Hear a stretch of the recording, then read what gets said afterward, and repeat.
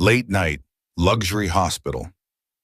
A young CEO, face pale as death, rushed on a gurney into the emergency room. She gripped a nurse's hand, whispering, "Wait, please, just make it fast. I don't want the pain."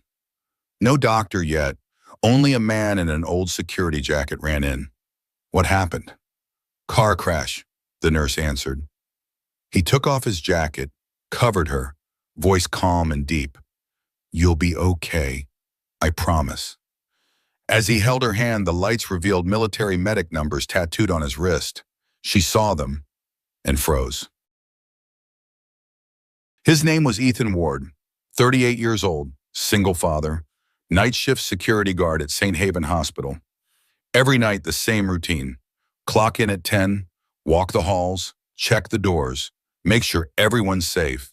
His daughter Grace, 8 years old, third grade, would sit in the hospital cafeteria doing homework, drawing pictures of hearts and stars, waiting for Dad to finish his shift at 6 a.m. Most people didn't know Ethan's story. He used to be a combat medic, served 3 tours, saved more lives than he could count. But when his wife died in a car accident 5 years ago, everything changed. He left the military, took the security job, something quiet, something simple, something that let him be there for Grace. No one at the hospital knew. To them, he was just the guy who held doors, the guy who helped push wheelchairs, the guy who brought water to patients when the nurses were busy. He never asked for thanks, never needed it. One rainy Thursday night, around 11:30, the radio crackled. "Incoming trauma, car accident near downtown bridge, ETA 3 minutes. Ethan was near the ER entrance. He heard the ambulance sirens before he saw the lights. The doors burst open. Paramedics rushed in with a stretcher. A woman, mid-30s, designer clothes torn and bloody, face pale, breathing shallow. Female, major impact, possible internal bleeding. BP dropping fast. Ethan recognized her immediately. Everyone in the city would. Olivia Hart, CEO of Hart Tech Industries, youngest self-made billionaire in the state, known for being brilliant, ruthless, and ice-cold in business. The nurse looked panicked. "Dr. Reyes isn't here yet. He's stuck in traffic." No time. Ethan stepped forward. Years of training kicked in like muscle memory. "Let me help." The nurse hesitated. I know what I'm doing. Trust me." He moved to Olivia's side, checked her pulse, checked her breathing, started applying pressure to the bleeding on her arm. She opened her eyes slightly, confused, scared. "Please." Her voice barely a whisper. "Just make it fast. I don't want the pain." Ethan locked eyes with her, firm, calm, the way he used to talk to soldiers on the battlefield. "Not tonight, ma'am. You're going to see the sunrise." Something in his voice made her believe him. Her hand reached out, trembling. He took it, held it tight. "Stay with me. Focus on my voice. You're safe now." He worked quickly, stabilized her, kept her conscious, talked to her the whole time. "What's your name?" "Olivia." "Okay, Olivia. I'm Ethan. You were in an accident, but you're going to be fine. The doctor's on his way. Just keep breathing with me. In and out." When Dr. Reyes finally arrived 7 minutes later, Olivia was stable. The doctor looked at Ethan, then at the monitors, then back at Ethan. "You did this?" "Just kept her steady, Doc." "You saved her life." Ethan didn't respond. He just stepped back, let the medical team take over. As they wheeled Olivia towards surgery, she turned her head slightly, looking for him. Their eyes met one last time.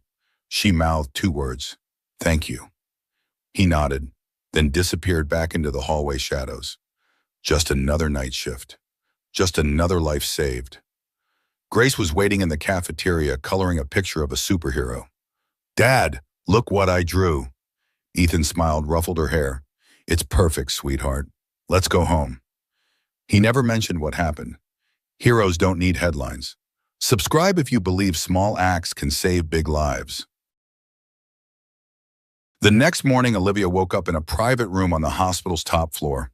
Stitches on her arm, bandages wrapped around her ribs, head pounding, but alive.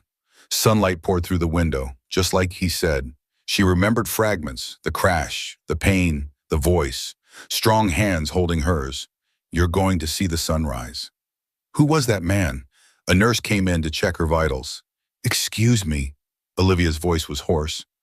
Last night, there was a man who helped me, before the doctor arrived. The nurse smiled. Oh, you mean Ethan? The security guard. Yeah, he was amazing. Kept you stable until Dr. Reyes got here. Security guard. Olivia's mind raced. She was saved by a security guard? Where is he now? Probably at home. His shift ended at 6. Later that morning, Olivia's assistant Marcus rushed in with her phone, tablet, and a worried expression. Ms. Hart, thank God you're okay. The board is asking questions. The media wants a statement. They know about the accident. Olivia sat up slowly, wincing. What are they saying? Just that you were in a single-car crash. They want to know if you were alone, if anyone else was involved, and Marcus hesitated. Some reporters are asking who saved you. Olivia looked out the window. Tell them the medical team handled everything professionally. Should we mention the security guard? I heard he... No, her voice was sharp. No names, no unnecessary attention. Marcus nodded and left, but something felt wrong. She couldn't explain it. Around noon, Ethan returned for his next shift. He was walking past her floor when a young nurse stopped him. Hey, Ethan, Ms. Hart was asking about you this morning. He paused. Is she okay? Yeah, she's fine. You should go say hi. She probably wants to thank you. Ethan shook his head. I'm sure she's busy. I've got rounds to do. But as he turned the corner, he saw her. Olivia was standing near the elevator, leaning on a crutch, talking to her assistant. Their eyes met. She looked surprised. Then, something else. Uncomfortable? Marcus whispered something to her. She nodded. Ethan started to walk away, but she called out, Wait, you're Ethan, right? He stopped, turned around. Yes, ma'am. She limped closer. Marcus stayed behind, watching. I wanted to thank you for last night. Just doing my job, ma'am. There was an awkward silence. Then Marcus stepped forward, speaking quietly but not quietly enough. Ms. Hart, the PR team said it's better if we don't create a narrative around this. You know how media twists things. Olivia hesitated. Then her face hardened. She looked at Ethan. I appreciate what you did, but I'd prefer if you kept last night between us. I don't need rumors or attention. I'm sure you understand. Ethan's expression didn't change. Wasn't planning to talk about it. Good. I don't like owing people. He looked at her for a long moment. Something in his eyes made her feel small. Then don't, ma'am. Just live better. He turned and walked away. Olivia stood there, frozen. That sentence hit harder than the crash. Marcus cleared his throat. Ms. Hart, your car's waiting. She didn't move, watching Ethan disappear down the hallway. Later that afternoon, a young nurse named Jenny found Ethan in the break room. That was cold, what she said to you. Ethan sipped his coffee. It's fine. It's not fine. You saved her life. She should have... Real help doesn't need headlines, Jenny. Jenny shook her head. You're too good for this place. Ethan smiled softly. Nah, this place is exactly where I need to be. That evening, as Ethan was about to leave, he saw Grace running toward him from the cafeteria.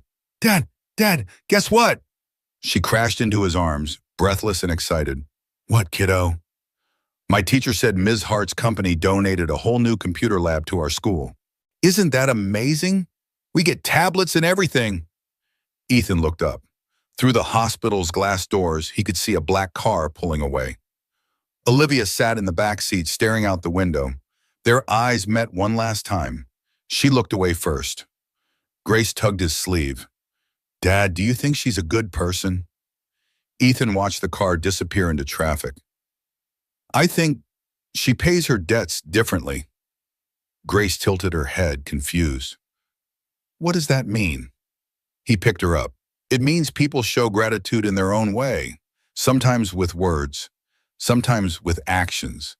Sometimes they just need time to figure out which one matters more.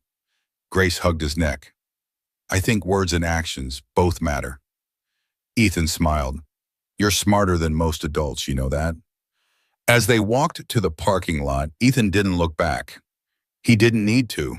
He'd done his job. Saved a life. That was enough. But somewhere deep down, a small part of him wondered if she'd remember him when the bandages came off, or if he'd just be another face she forgot. 1 month later, St. Haven Hospital was hosting its annual charity gala. The main sponsor? Heart Foundation, Olivia's family charity organization. The event was massive. Politicians, doctors, wealthy donors, media everywhere. Ethan was assigned to security detail in the main hall. Standard protocol. Check badges, watch the exits, stay invisible. He stood near the back wall in his uniform, watching the crowd mingle with champagne glasses and fake smiles. Then she walked in. Olivia Hart, wearing a midnight blue gown, confident, powerful, every inch the CEO the world knew. She didn't see him. Why would she? He was just part of the background. The event began, speeches about healthcare access, donations announced, applause echoing through the marble hall. When Olivia stepped onto the stage, the room erupted. She smiled, waved, began her speech. Tonight we celebrate the incredible work of a St. Haven Hospital, a place that saves lives every single day. Heart Foundation is proud to pledge $5 million toward expanding emergency care services. Ethan listened quietly, professional, detached. Then the lights flickered. Once, twice. The fire alarm blared. Confusion rippled through the crowd. People looked around nervously. A voice shouted from the left side of the hall, "Someone collapsed! We need help!" Panic started to spread. Ethan didn't hesitate. He moved through the crowd like water through cracks, fast, focused. An elderly man, maybe 70, was on the floor, face blue, not breathing. People were backing away. Someone screamed for a doctor. Ethan dropped to his knees, checked the airway. No pulse. His training kicked in. Automatic, muscle memory. He tilted the man's head back, started chest compressions. 30 pumps, 2 rescue breaths. Repeat. "Someone call 911, now!" A security colleague radioed for help. Ethan kept going, compressions, breaths, compressions, breaths. 15 seconds, 30. 45, come on! Come on, the man gasped, coughed, eyes fluttered open. The crowd exhaled collectively. Ethan stayed calm. "Sir, stay still. Help is coming. You're okay now." The man gripped his hand. "Thank you." Paramedics rushed in moments later, took over, loaded the man onto a stretcher. Ethan stood up, brushing off his knees, ready to fade back into the shadows. But then he felt it. Eyes on him. He looked up. Olivia was standing at the edge of the stage, frozen, staring at him. She'd seen everything, the way he moved, the precision, the calm under pressure, the professional competence. This wasn't just a security guard. Her assistant Marcus leaned over, whispering urgently. She ignored him. She couldn't stop staring. After the event, Olivia went straight to the hospital's HR office. "I need the personnel file for Ethan Ward. Security staff." The HR manager hesitated. "Mrs. Hart, I'm not sure I can..." "Now." 5 minutes later, she was sitting in a conference room reading. Name, Ethan Ward. Age, 38. Position, night security guard. Previous employment, U.S. Army combat medic, 2009 to 2019. Decorations, Silver Cross for Valor. Purple Heart, Army Commendation Medal. Discharge. Reason, honorable. Family hardship. Olivia's hands trembled as she read further. Emergency contact, Grace Ward. Daughter. Age 8, there were photos attached. Ethan in uniform, younger, medals on his chest, eyes sharper, harder. She scrolled to a scanned newspaper clipping from 2017. Headline, Medic saves 23 soldiers during ambush. Awarded Silver Cross. The article detailed how Ethan had run through enemy fire multiple times to drag wounded soldiers to safety, how he'd performed field surgeries under impossible conditions, how he'd refused to leave until every single person was evacuated. Olivia put her hand over her mouth. This man, this hero, was working night shifts as a security guard, and she told him to stay quiet. to stay invisible. She closed the file, sat in silence. Then she made a decision. The next day, Olivia called a press conference. Unannounced, unplanned. Her PR team was frantic. "Mr. Hart, what's this about? We didn't prepare talking points." "I don't need talking points." The conference room filled with journalists, cameras, microphones. Olivia walked to the podium. No notes, no script. She took a breath. "Last month I was in a car accident. I nearly died." The room went silent. The person who saved my life wasn't a surgeon, wasn't a paramedic, wasn't someone with a fancy title. She paused. It was a father, a single dad, working the night shift as a hospital security guard. Whispers spread through the room. "His name is Ethan Ward, and I need to tell you who he really is." At that exact moment, Ethan was in the hospital cafeteria with Grace, helping her with math homework. His phone buzzed. A coworker's text. "Dude, turn on the TV, now." Confused, Ethan looked up at the cafeteria television. His face went pale. There was Olivia, on every news channel, talking about him. Ethan Ward is a decorated combat medic. He served 3 tours, saved dozens of lives under fire, earned the Silver Cross for valor. The camera flashed to his military photo on the screen. Grace gasped. "Dad, that's you." Ethan couldn't move. Olivia continued, her voice cracking slightly. "When I asked him to stay quiet about saving me, I didn't know. I didn't know who he was, what he'd sacrificed, what he'd given." She looked directly into the camera. "Ethan Ward, if you're watching, please stand up." Ethan's coworkers were staring at him. Other people in the cafeteria turned around. He shook his head. I don't need this." But Grace tugged his sleeve. "Dad, she's trying to say thank you." On the screen, Olivia's eyes were wet. "He reminded me that leadership isn't about power. It's not about control. It's about service. It's about showing up when no one's watching. It's about doing the right thing, even when there's no reward." The press conference room erupted in applause. Olivia wiped her eyes. "Ethan Ward is the kind of person this world needs more of, and I was too blind to see it." She stepped back from the podium. The cameras kept flashing. In the cafeteria, Ethan sat frozen. People were clapping. Someone patted his shoulder. Grace hugged him tight. "Dad, you're famous." He looked down at his daughter, then back at the screen. Olivia was leaving the podium, but she paused, looked at the camera one more time, and mouthed 2 words. "I'm sorry." Ethan exhaled slowly. Maybe some wounds do heal. Maybe some people do learn. Maybe heroes don't always need headlines. But sometimes the world needs to see them anyway. After the press conference, everything changed. Ethan received calls, interview requests, job offers from private security firms offering triple his salary. He declined them all. But one offer he couldn't refuse. Hart Foundation invited him to become their safety and medical preparedness advisor.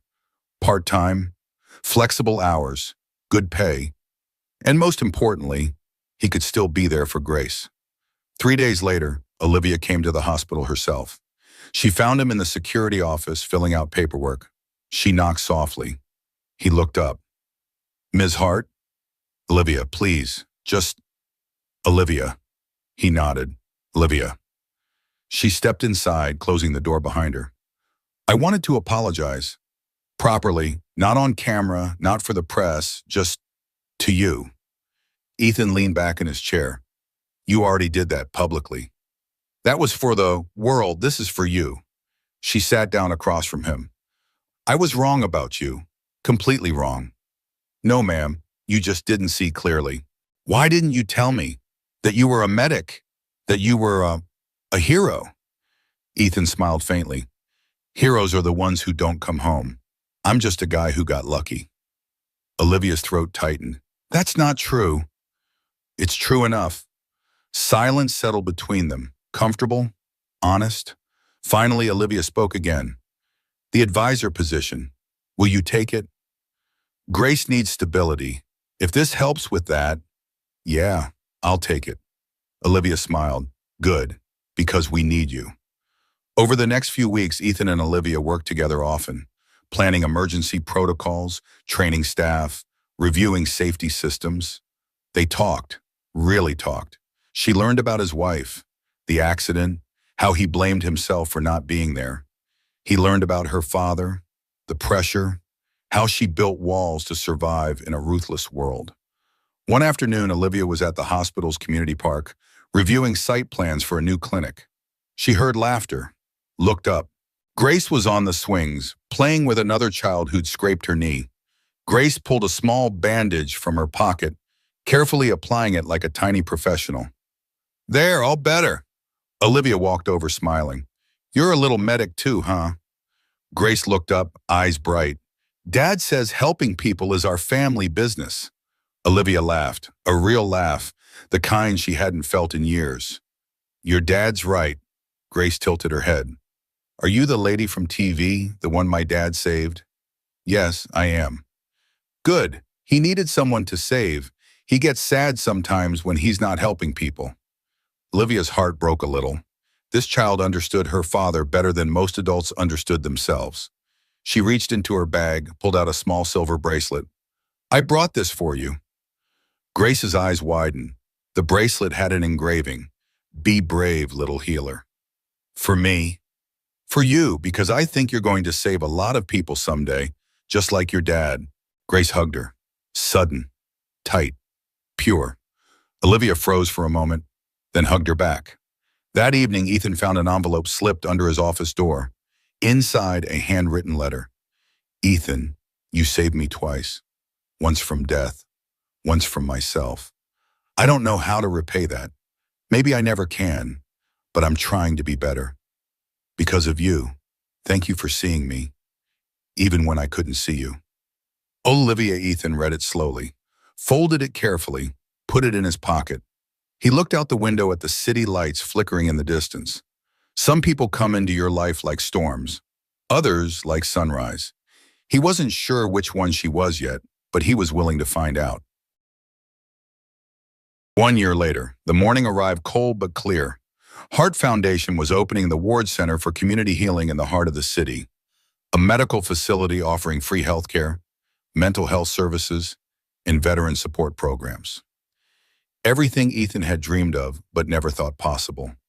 The grand opening drew hundreds. News cameras lined the street, families gathered on the lawn. Veterans stood together in silence, some with tears streaming down their weathered faces. Olivia stood at the podium wearing a simple gray suit, no designer labels, no corporate armor, just her. A year ago, I almost died, she began. The man who saved me wasn't a surgeon. He wasn't famous. He was just good. She looked to the side. Ethan Ward, please come up here. Ethan stood into the back, shaking his head slightly. Grace pushed him forward. Dad, go. They need to hear you. He walked slowly to the microphone, visibly uncomfortable with the attention. I'm not used to microphones, he said quietly. I'm better with heartbeats. The crowd chuckled softly. But if there's one thing I've learned, it's that healing isn't just for the wounded. It's for everyone who still cares enough to treat them. He looked directly at Olivia. We all carry pain, scars, regrets. The question is, what do we do with it? Do we build walls to hide behind?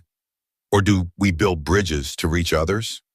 Grace stood in the front row, clutching the silver bracelet Olivia had given her months ago. I chose bridges, Ethan said firmly, and I hope you will too. The applause started slow, then built into something powerful. Grace ran onto the stage, holding up a drawing she'd made. Ethan kneeling beside a woman, his jacket covering her, a bright glowing heart between them. Written in crayon at the bottom, Dad giving jacket to lady, heart shining. The crowd melted. Olivia stepped forward with a small wooden box. She opened it carefully. Inside, resting on dark velvet, was a custom medal. Simple, beautiful, engraved across the center. Please don't make it fast. Stay. Ethan's breath caught in his throat. Olivia's voice trembled. You told me I'd see the sunrise. I've seen 1,000 sunrises since that night. Every single one, because of you. She pinned the medal to his chest with gentle hands. Don't leave, Ethan. Don't fade into the background again. The world needs people like you. I need people like you. He looked at her, really looked at her. The ice was gone. The walls had crumbled. She was finally free. Guess some pain's worth feeling, he said softly. Olivia smiled through her tears. Yeah, it really is. The crowd erupted, standing ovation, cheers echoing across the building. But Ethan only saw three things. Grace, beaming with pure pride. Olivia, finally free from her own prison. And the sunrise breaking golden through the clinic windows behind them. Piano music swelled, soft and hopeful. The camera pulled back slowly, showing three people standing together on that stage. A father, a daughter, a woman learning to be human again. Fade to black. A final quote appeared on screen. Heroes don't move on from saving. They just find new reasons to keep doing it. Subscribe if you believe compassion is the quietest form of strength. Type sunrise if this story moved you.